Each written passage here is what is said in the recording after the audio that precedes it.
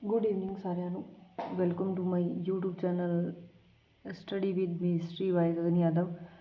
तो आज की ये हमारी तीसरी क्लास है प्राचीन भारत से इतिहास से संबंधित। पीछे हमने पढ़ा है कि भारत के इतिहास को 3 भागों में बांटा गया है। विश्व के इतिहास को, मध्यकाल और प्राक इतिहास काल, मध्य इतिहास काल और निम्न इतिहास काल। और उसके आगे भारत के पाषाण काल को या भारत के स्टोन एज को या भारत के पत्थर युग को 6 भागों में विभाजित किया गया था, जिनका वर्णन हमने पीछे कर लिया था। और उसी के आधार में दूसरे नंबर पर जो क्लास लगाई थी उसमें हम पढ़ रहे थे जैसे कि अशूलियन औजार, जैसे कि पेबुल संस्कृति में पाए गए थे अशूलियन औजार। तो उसके अंदर हमने बात की थी कि जो लोअर पैलियोलिथिक एज के क्षेत्र है उनके अंदर हमें वेदिकाएं मिली हैं, वेदिकाएं रिलेटेड है। तो हम दोस्तों की वेदिकाओं से रिलेटेड जो टॉपिक है वो उसको कंटिन्यू करने जा रहे हैं।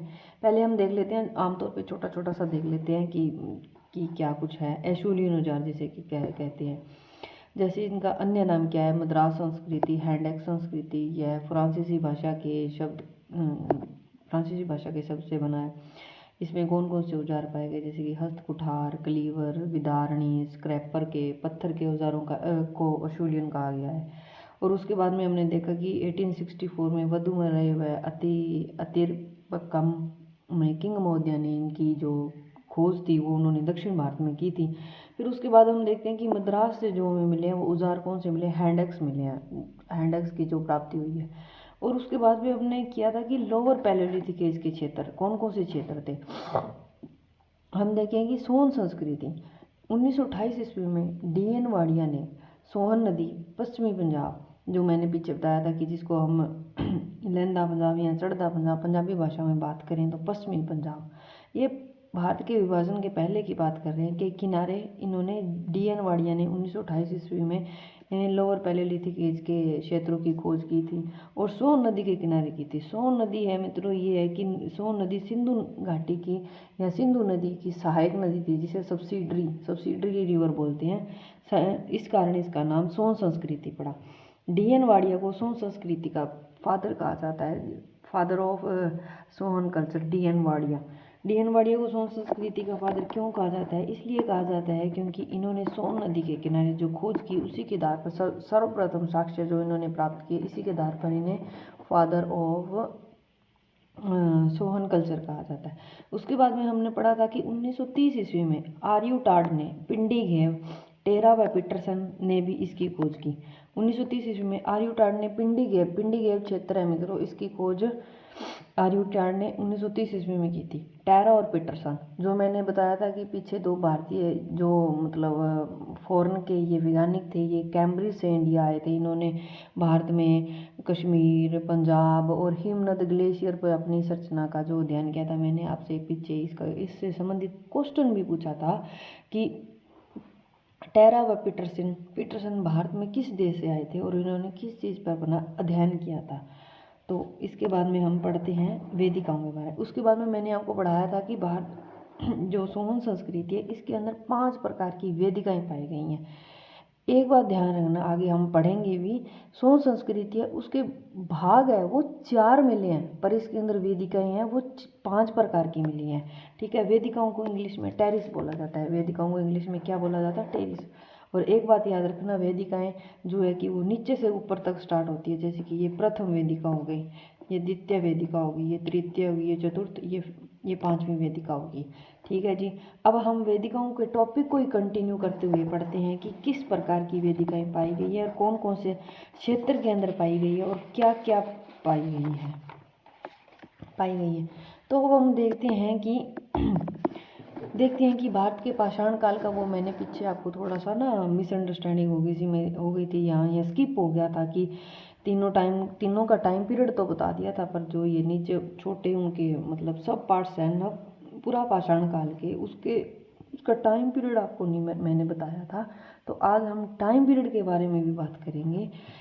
ये अब हम देखते हैं कि भारत का पाषाण काल, ये तो आपको पता ही है, पूरा पाषाण काल, मध्य पाषाण काल और नवपाषाण काल।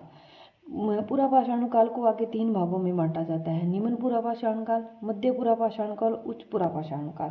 और उसके बाद आता है मध्य पाषाण काल और नव पाषाण काल। मैंने आपको बताया था कि भारत का जो पाषाण काल है उसको 3 भागों में तो बांटा गया है, पर इसके 6 भाग है। 6 भाग कैसे बनते हैं? कालक्रम के अनुसार अगर हम देखें, पूरा पाषाण काल का टाइम पीरियड और मध्य पाषाण काल का टाइम पीरियड और नव पाषाण काल का टाइम पीरियड हम देखें तो इसका तो कोई टाइम पीरियड ही नहीं है, पर्टिकुलर कोई टाइम पीरियड नहीं है। अगर अब हम देखें तो कि निम्न पाषाण काल 2 लाख से 1 लाख BC तक का इसका टाइम पीरियड आता है। और उसके बाद कौन सा टाइम पीरियड आता है? उसके बाद आता है मध्यपुरा पाषाण काल। मध्यपुरा पाषाण काल का टाइम पीरियड है जी 1 लाख से 40,000 BC तक का टाइम पीरियड आता है। और उसके बाद तीसरे नंबर पर आता है जी उच्च पुरा पाषाण काल, जिसका टाइम पीरियड है जी 40,000 BC से 10,000 BC तक का टाइम पीरियड है। तो अगर देखें तो कालक्रम के अनुसार पहला ये आएगा, द्वितीय ये आएगा, तीसरे नंबर पे ये आएगा, चौथे नंबर पे आएगा। 5वें नंबर पर अब हम देखें तो मध्य पाषाण काल का टाइम पीरियड है 10,000 BC से 6,000 BC तक का टाइम पीरियड। और इसके बाद 6वें नंबर पे आता है नव पाषाण काल। इसका टाइम पीरियड है जी 4,000 BC तक, या मान लो 600 BC तक का टाइम पीरियड है। इसके अंदर आज का मानव आता है, या आज की वस्तुएं आती हैं, या आज की जो संसार है, या आज की जो संसार की लीलाएं हैं वो नव पाषाण काल के अंदर आती हैं।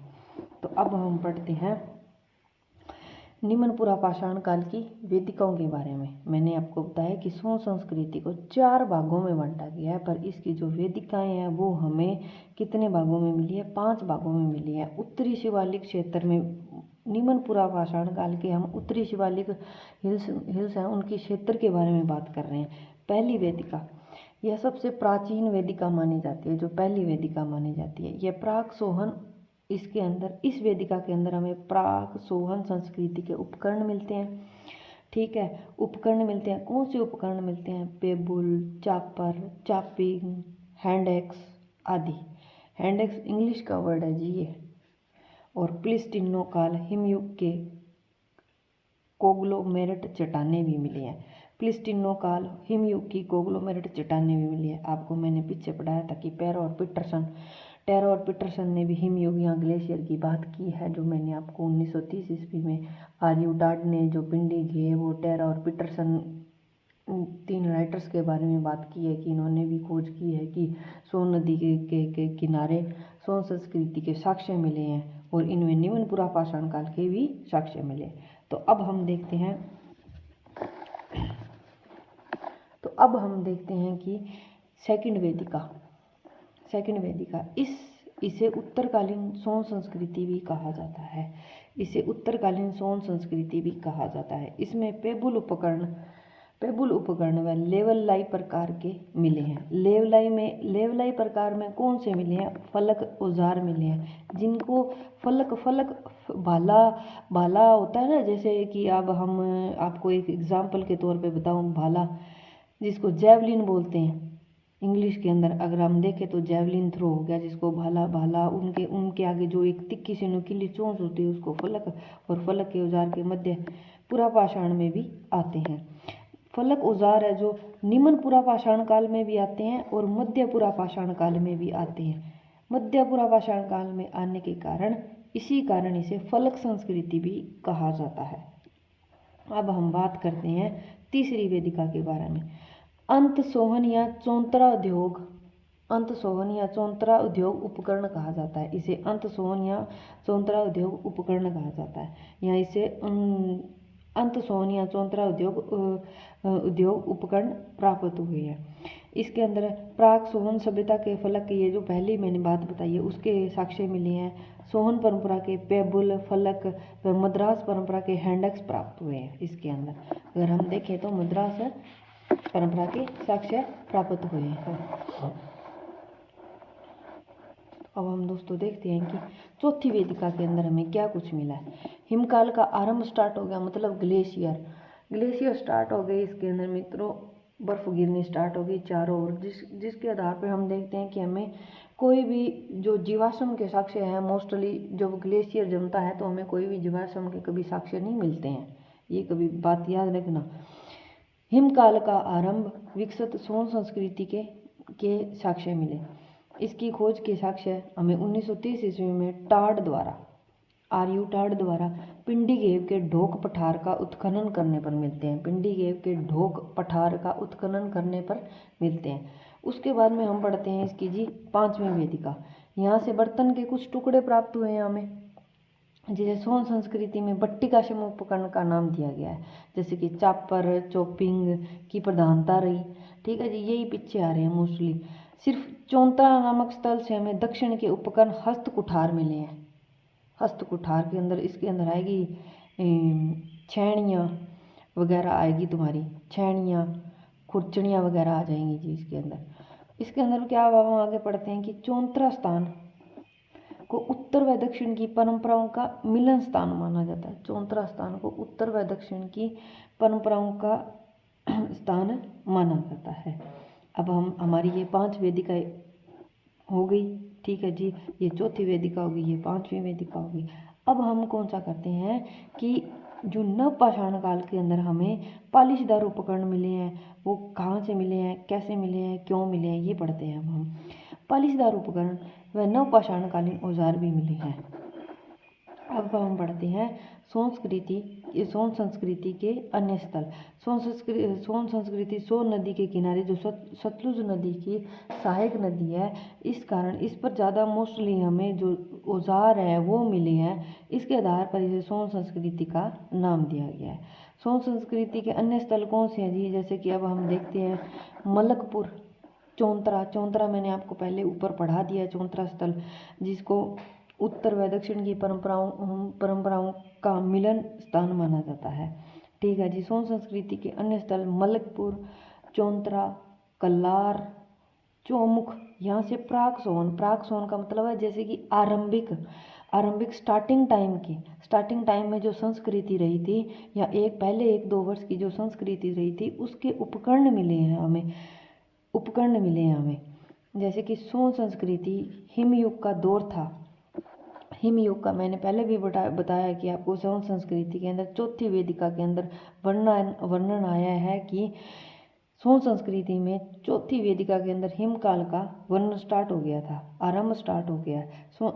आरंभ स्टार्ट होने के बाद इस कारण यहाँ जीवाश्म के साक्ष्य नहीं मिले हैं, कोई भी जीवाश्म के साक्ष्य नहीं मिले हैं। अगर आपको क्वेश्चन आ जाए कि सोन संस्कृति के अंदर हिमकाल के युग का आरंभ कौन सी वेदिका के अंदर हुआ है, तो इसका आंसर आएगा चौथी वेदिका के अंदर इसका आरंभ स्टार्ट हुआ है। अब हम देखते हैं कि सोन संस्कृति बटी 4 भागों में थी। ये मैंने आपको पहले भी बताया कि सोन संस्कृति के भाग तो 4 थे, परंतु इसकी वेदिकाएं कितनी थी, इसकी वेदिकाएं 5 थी। इसके उपकरण जो हमें मिले हैं सोन संस्कृति के, वो कौन से उपकरण मिले हैं, प्राक या आरंभिक संस्कृति के हमें इसके जो है वो उपकरण मिले हैं। अब हम देखते हैं कि सोन संस्कृति के जो उपकरण है वो भारत के किन किन राज्यों से मिले हैं, और राज्यों के आगे कौन कौन से गांव के अंदर मिले हैं हमें ये मोस्ट इम्पोर्टेंट क्वेश्चन है दोस्तों। कि मतलब ये जो क्लास रह रही है ये आपको यूजीसी नेट में भी काम आएगी, RPSC first grade, RPSC second grade, और ये मास्टर कैडर या पंजाब का कोई भी लेक्चरर कैडर या पंजाब के पीपीएससी या PSSS बोर्ड से संबंधित कोई भी आपको इससे संबंधित क्वेश्चन पूछे जाते हैं, तो इससे बाहर आपको कोई भी क्वेश्चन देखने को नहीं मिलेगा। तो अब हम बात करते हैं कि सोन संस्कृति के उपकरण।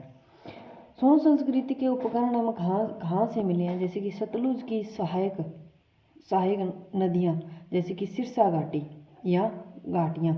सिरसा घाटी की उत्खनन खुदाई हुई 1955 ईस्वी में ओलफ रूबर ने की इसकी खुदाई। उसके बाद हम देखते हैं कि व्यासमान गंगा घाटी, इसके आगे गांव पड़ते हैं जी घाटी के गुलेर, देहरा, गलियारा, कांगड़ा जी इधर अपने जम्मू की साइड, कांगड़ा इधर पड़ते हैं हिमाचल की ओर। उसके बाद अब हम देखेंगे कि नर्मदा घाटी के क्षेत्र कौन से भाग के आते हैं, मध्य प्रदेश के आते हैं। उसके बाद अब हम देखते हैं कि बेलन नदी घाटी उत्तर प्रदेश के अंदर हमें देखने को मिलते हैं इसके जो उपकरण हैं। उसके बाद चित्तौड़गढ़ राजस्थान, मयूरभंज उड़ीसा में भी देखने को मिलेंगे हमें। सिंगरौली उत्तर प्रदेश, साबरमती माही, ये गुजरात का एरिया है, साबरमती माही नदी से मिले हैं।